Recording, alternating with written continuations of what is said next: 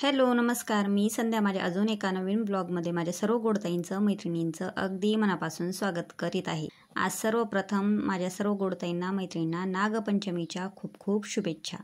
तर शुभ सकाळ. तर मैत्रिणींनो, इथं सकाळचे 7 वाजलेले आहे. झाडून झालं, सडा, रांगोळी सगळं काही झालं, पारशे कामं वगैरे. आणि त्याच्यानंतर इथं भाजी करण्याची वेळ आलेली आहे. तर भाजी आज पातेल्यात आहे. कढई आणि तवा सकाळून आम्हाला काही ठेवणं चालत नाही गॅसवर. आम्ही सकाळी नाही ठेवत, 4-5च्या नंतर कढई तवा गॅसवर ठेवतो. तर अशाच प्रकारे मग मी पातेल्यातच बटाट्याची भाजी केली. तर इथं आमच्या साहेबांची पूजा चालू होती महादेवाची छान. तर सगळे कामं आवरल्याच्या नंतर मी भाजी टाकली आणि माझी भाजी होईपर्यंत त्यांची पूजा झाली. तर राहिला चपात्यांचा प्रश्न. तर रात्री चपात्या मी 11:30 वाजता परत 7-8 चपात्या शिल्लक करून ठेवल्या. कारण काय झालं, जेव्हा मला लक्ष आलं की उद्या कढई आणि तवा ठेवायला चालणार नाही, म्हणून मी भांडे जेवण सगळं झाल्याच्या नंतर 11 वाजता पीठ भिजवलं 7-8 चपात्याचं आणि नंतर चपात्या करून घेतल्या. म्हणजे यांना दोघांना पटकन नाश्ता वगैरे करता येईल, टिफिनला नेता येईल. कारण सकाळी पूर्ण नडून पडले असते मी की काय करावं बरं यांना आता म्हणून. अशा प्रकारे स्वातीने आणि त्यांनी नाश्ता करून डब्बा नेला. त्याच्यानंतर मी आणि समर्थ बाकी राहिलो. समर्थ देवपूजा करत होता, त्याच्यामुळं मग मी माझा इथं स्वतःचा चहा करून घेतला आणि समर्थला आता जेवण करायचं होतं, त्याच्यामुळं मी इथं थोड्याशा पुऱ्या केल्या. परंतु पुऱ्या मी साध्या नाही केल्या, थोडंसं साखरेचं पाणी करून म्हणजे गोड पुऱ्या केल्या.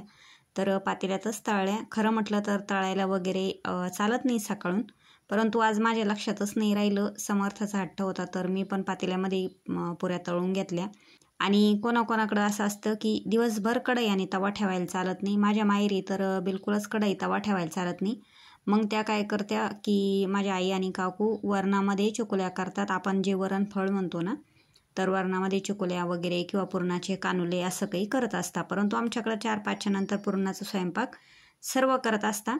परंतु मी ह्यावेळेस असं वाटतंय की कुरडई आणि भात नाही करावं म्हणून. तर असं चालू आहे विचार, बघू आता काय होतं काही नाही. 4च्या नंतर सासूबाईला वगैरे फोन करून घेईन. अशा प्रकारे इथं ते आणि स्वाती गेल्याच्या नंतर समर्थाची पण पूजा झाली. त्याच्यानंतर त्यांना जेवण वगैरे करून घेतलं. आज तर माझी दिवसभर कामं चालणार होती. चालू तर तसे 2-3 दिवसापासून अगोदर आषाढ वगैरे थोडीशी साफसफाई, परंतु आज पण जरा जास्तीचीच कामं आहे. आणि समर्थानं फक्त त्याचं देवदर्शन वगैरे महादेवाची पूजा केली होती, बाकीची देवपूजा वगैरे माझ्याकडे होती. तर म्हणून मी माझं आवरलं. त्याच्यानंतर मी छान असं देवांना स्नान घातलं. आणि आज बघा, आता काल फुलांची एवढी गरज होती मला, श्रावण सोमवार असल्यामुळं. तर काल बिलकुल फुलं ठेवली नाही, कोणीतरी घेऊन गेले. आणि आज खूप मोठे फुलं होते परत. आणि छान असं मी देवांना स्नान वगैरे घातलं, गंध लावला.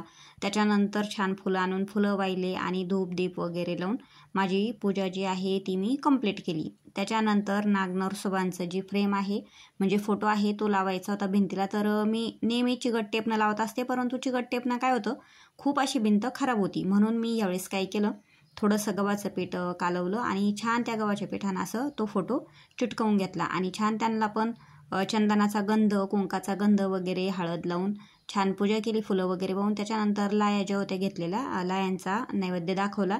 तसं मी जो स्वयंपाक करेल ना त्याचा पण नैवेद्य दाखवणार आहे, परंतु आता लायांचा नैवेद्य दाखवला. छान माझी नागनरसोबाची पण पूजा झाली.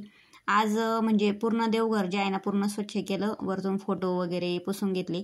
नेहमी आता समर्थ देवपूजा करतो ना, तर समर्थ देवघरामध्ये जेवढे फोटो आणि मूर्त्या वगैरे आहे तेवढ्यांना स्नान वगैरे घालतो, फोटो पुसून घेतो, गंध वगैरे ते त्याच्या पद्धतीने तो छान पूजा करतो. परंतु आज मी पूजा केली म्हणून मी सगळे फोटो वगैरे स्वच्छ करून घेतले, देवाची रूम स्वच्छ केली, रांगोळी टाकली, सगळी छान अशा प्रकारे मी देवपूजा करून घेतली. त्याच्यानंतर माझे कपडे झाले, भांडे झाले, किचन वाटा झाला आणि थोडंसं आराम केला.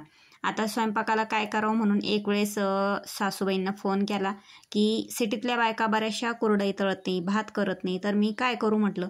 मग त्यांनी सांगितलं की आपण पहिले माझ्या ज्या आजी सासू होत्या त्या काही कढई तवा ठेवत नव्हत्या, परंतु आपण आता ठेवायला लागलो, तो बघ तुझी इच्छा म्हणे. म्हणून मी काय केलं, माझा निर्णय बदलला. आता दरवेळेस आपण पुरणाचा स्वयंपाक करतो म्हणून मी पण मला पण असं वाटलं की स्वाती पण आलेली आहे. खरं मग मी पुरणाचा स्वयंपाक केलाच नसता, कढई तवा ठेवली नसती, परंतु म्हटलं जाऊ द्या आता ठेवतोय तर ठेवायला काही हरकत नाही. तर मी काय केलं, इथं पुरणाचीच डाळ टाकायची ठरवली म्हणून मी सगळ्यात आधी चहा करून घेतला. आता इथं जवळपास 4:15 झाले होते, सगळे कामं वगैरे आटपले. माझं थोडंसं पाठील जास्त कळ लागते म्हणून थोडासा आराम केला 5-10 मिनटं. आणि मग समर्थ म्हणे चहा घ्यायचा, तर आमच्या दोघांसाठी छान इथं चहा करून घेतला. त्यानंतर साखर जी होती किराण्यात आणलेली ती साखर ओतून घेतली. त्याच्यानंतर हरभऱ्याची डाळ काढली आणि छान इथं मी हरभऱ्याची डाळ टाकणार आहे पावशरभर. पुरणाची पोळी तर मी पण खात नाही आणि हे पण खात नाही ॲसिडिटी असल्यामुळं, परंतु आमच्या स्वातीबाईला पुरणाची पोळी आवडती आणि शिळ्या पुरणाची ताजी पोळी तिला खूप आवडती. ताज्यापेक्षा पण म्हणजे जे आपण शिल्लक पुरण ठेवतो ना दुसऱ्या दिवशी फ्रीजमध्ये वगैरे, त्या पुरणाची पोळी तिला गरम गरम खूप आवडती. म्हणून मी काय केलं इथं पावशरभरच डाळ टाकली, कारण मी पण खाणार नाही हे पण खाणार नाही, पण यांना रशी खूप आवडती. शिळी रशी असो किंवा ताजी रशी असो, आमच्या घरी रशी आणि भजे खरंच सगळ्यांनाच आवडतात. म्हणून म्हटलं चला आज कुरडई आणि भात मी करणार नाही आहे, परंतु भजे, पुरणाची पोळी आणि रशी असं मी साधा साधा स्वयंपाक करणार आहे. तर छान मी इथं हरभऱ्याची डाळ स्वच्छ धुवून घेतली. आता ती हरभऱ्याची डाळ किराण्यात आणलेली आहे, त्याच्यामुळे ती खराब वगैरे काहीच नाही आहे. म्हणून काय फक्त थोडासा हात फिरवला, फटकून घेतली आणि पॅकिंग असल्यामुळं काय होतं खराब होत नाही. तर मी इथं छान अशी स्वच्छ वगैरे धुवून घेतली आणि डाळ टाकून दिली शिजायला. आता काय होत होतं, दोन मनं होत होती की काय करू काय नाही स्वयंपाकाला. चुकुल्या जरी करायच्या तर सकाळी फक्त बटाट्याची भाजी आणि चपात्या काही पुऱ्या अशा झाल्या म्हटलं, परंतु नको, सणानिमित्तानंच होईन आणि पंचमीचा सण म्हटलं की देवाला नैवेद्य वगैरे दाखवता येतो. आता आषाढी अमावस्याला पण मी साधा स्वयंपाक केला होता. दोघांना ॲसिडिटी आहे, दोघांना पण आयुर्वेदिक औषध चालू आहे आणि आयुर्वेदिक औषध चालू असल्यामुळं बरेचसे पथ्य वगैरे पाळावं लागतात. म्हणून म्हटलं चला आज स्वातीबाईच्या निमित्तानं तरी हा स्वयंपाक होईल, म्हणजे तीच एकटी खाणार नाही, आम्ही पण खाणार आहे, परंतु तिच्या निमित्तानं सण पण होईल आणि तिला पण आवडतो म्हणून पण होईल. तर मग मी माझ्या सासूबाईला विचारलं तर सासूबाई अशा म्हणल्यामुळं म्हणलं जाऊ द्या आता काही होत नाही, करायचंच आहे. म्हणून मी इथं छान अशी पुरणाची डाळ टाकून घेतली पावशरभर आणि त्याच्यानंतर कांदे भाजायला टाकले एका साईडला. आता जवळपास इथं मी 5:30 पावणे 6ला डाळ टाकली होती शिजायला आणि एवढ्या उशिरा डाळ टाकली शिजायला तर तुम्ही म्हणशाल आता हा पुरणाचा स्वयंपाक होणार कधी, आणि 7 वाजता ते पण येतात आणि स्वाती पण येते. परंतु काय माहिती का, आता याच्यात कुरडई आणि भात नाही आहे, बाकीच्या जे पदार्थ आहे ते सगळे, परंतु मला आहे ना तर पुरणाच्या स्वयंपाकाला जास्त वेळ लागत नाही. आता जो रेग्युलरचा स्वयंपाक असतो आपण दररोजचा त्याला तरी थोडासा उशीर वगैरे लागतो मला, परंतु पुरणाच्या स्वयंपाकाला अजिबात उशीर लागत नाही. काय भानगडे काय माहिती. तसं माझी मुलं पण मला नेहमी म्हणतात की दररोजच्या स्वयंपाकाला तू दररोज एवढा वेळ लावती आणि पुरणाचा स्वयंपाक एवढा फास्ट करती, कसं काय गं मम्मी. तर काय माहिती काय, पहिल्यापासूनच पुरणाचा स्वयंपाक जरा माझ्याकडून पटकन होतो आणि ज्या वेळेवर आम्ही नेहमी जेवणं करतो त्याच वेळेवर जेवणं झाली पाहिजे पुरणाचा स्वयंपाक असून पण. तसं पण आमचे साहेब 7, 7:15ला येतात, त्याच्यानंतर फ्रेश वगैरे होतात, चहा घेतात, त्याच्यानंतर पूजा करतात. तर पूजाच त्यांची 1.5-2 तास चालती, जप वगैरे असल्यामुळं. मग तोपर्यंत मी काय करणार आहे, म्हणून मी माझा हळूहळू स्वयंपाक बरोबर होतो आणि त्यांना सोडून थोडी जेवण करणार आहे. तर अशाच प्रकारे छान असे कांदे वगैरे भाजून घेतले, छान अशी डाळ शिजली. आणि मला तुम्हाला एक गोष्ट दाखवायची आहे का, ही जी कढई घेतली होती ना मी, तर एकदम परफेक्ट बसली या माझ्या पुरणाच्या चाळणीला. म्हणजे असं वाटतंय की ह्या दोन्हीचा सेटच आहे बुवा, असं काही वाटतंय, परंतु हे वेगवेगळं आहे. पुरणाची चाळणी अगोदर घेतलेली, आता ही कढई तर नंतर घेतलेली, तुम्हाला दाखवलेली, परंतु ही चाळणी एवढी परफेक्ट बसली ना ह्या कढईवर की म्हणजे असं वाटतंय की याला हँडलच आहे. आणि खरं म्हटलं गरम वगैरे डाळ जरी असली तर या कढईला प्लॅस्टिकच्या कढया आहे, त्याच्यामुळं काही चटके वगैरे बसणार नाही. आणि ज्यावेळेस आपण पुरण काढतो ना चाळणीतून त्यावेळेस म्हणजे आपल्याला सहज असं पकडता येईल. म्हणजे आपलं आपे पात्र कसं असतं, आपे पात्रावर कसं झाकण वगैरे मिळतं, तसंच आता इथं माझा हा जुगाड झालेला आहे. म्हणजे कढईमध्ये ज्यावेळेस मी पुरणाची चाळणी पुरण दळायला ठेवील तर असं छान पकडलं जाईल हातामध्ये. म्हणजे ही चाळणी जी आहे ना ती ह्या कढईवर एकदम परफेक्ट बसलेली. ह्या गोष्टीचं मला खरंच खूप आश्चर्य वाटलं आणि तेवढाच आनंद पण झाला का चला बुवा कुठंतरी ही कढई घेतली. आता पहिली जी जुनी कढई होती ना त्या जुन्या कढईत मी अशीच चाळणी वगैरे ठेवायचे, तर ती चाळणी म्हणजे ती कढई अशी सरकायची आणि मला थोडंसं कपडा वगैरे ठेवून थोडंसं जड जायचं. आता या कढईचं थोडंसं बुड हे आहे, त्याच्यामुळे एकदम छान सोप्या पद्धतीनं मला हे पुरण काढता येऊ लागलं. म्हणजे खूप आनंद वाटला मला या गोष्टीचा. आता दुसरी गोष्ट म्हणजे आमच्या स्वातीबाईंना पेढे आणले होते, तर ते पेढे कशाचे तुम्हाला एखाद्या व्हिडिओमध्ये नक्कीच सांगन. आणि एका शुभ मुहूर्तावर छान तिचं शुभ मुहूर्त म्हणजे आपल्या पंचमीच्या शुभ मुहूर्तावर छान गुड न्यूज मिळाली.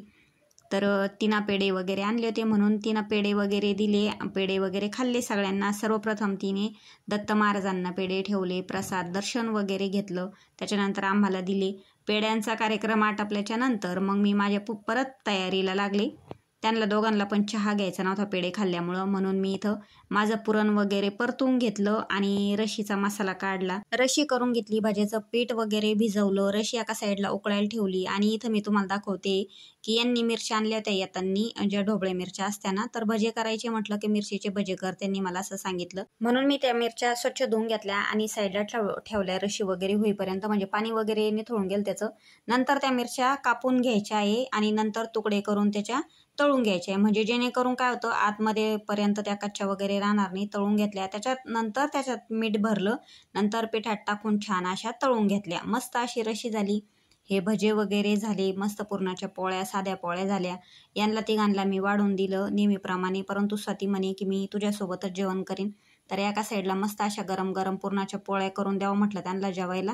हे तर म्हणे मला पुरणाची पोळी नको, यांनी फक्त साधी पोळी, रशी आणि भजे वगैरे खाल्ले. तर पुरणाची पोळी नको म्हटल्यामुळं मी ही एकच पोळी केली, छान अशी मोठी. एक नैवेद्याला केली होती आणि छोटे नैवेद्य केले होते. त्याच्यानंतर ही एकच पोळी केली स्वातीसाठी. तर स्वातीला अशी छान पोळी आवडती, जास्त पुरण टाकून जी असती ना पोळी, तशी पोळी आवडती तिला, म्हणून तिच्यापुरती एक मोठी पोळी केली. त्याच्यानंतर मी पण साधीच पोळी घेतली आणि देवाचं जे ताट होतं छोटंसं मस्त, तेच देवाच्या जो नैवेद्य होता तोच मी घेतला आणि स्वातीने मात्र दुसरं ताट घेतलं होतं.